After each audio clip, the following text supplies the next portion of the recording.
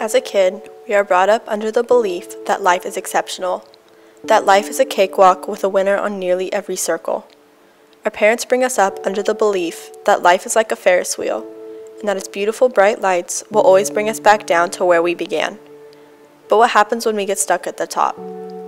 The scariest thing about life is undoubtedly its uncertainty. The fact that love is bonded with melancholy, and sadness is followed by an abominable sense of loneliness.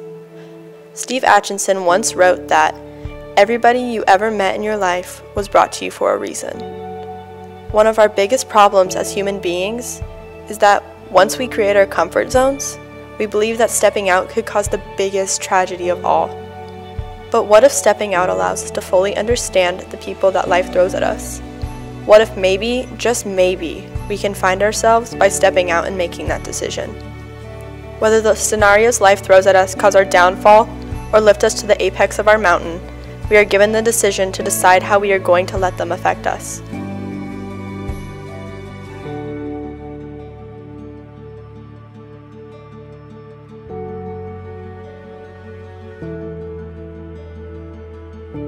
One of the most common mantras this world has to offer is that everything happens for a reason.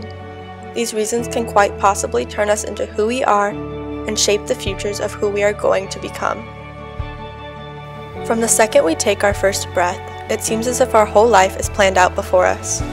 Our families determine where we live, where we attend school, and unfortunately, sometimes who we can and cannot love. If we are lucky enough, sometimes they let go.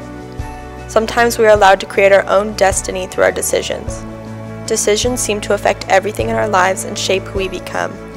It is commonly believed that we create our own destiny.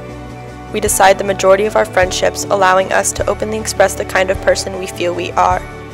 We decide what we want to be, allowing us to turn into the type of person we truly are.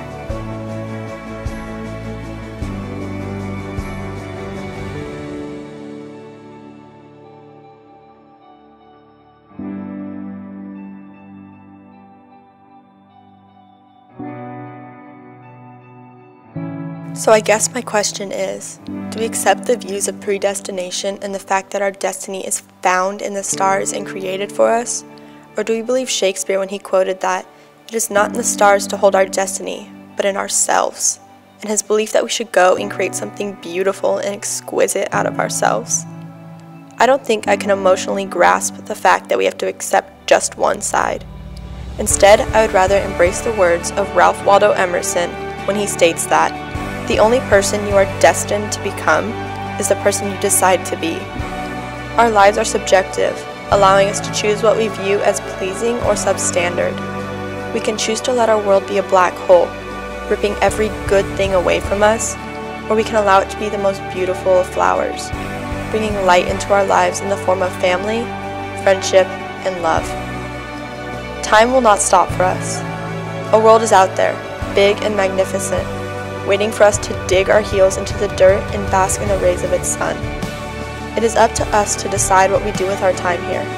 We do not form our destiny by sitting and letting life take us in. Rather, we construct our destiny by taking life by the hand and showing it what we are capable of. Because the purpose of life is to find our purpose, and we have to create our destiny along the way. Because no matter how many times you look up, sometimes the stars just aren't there.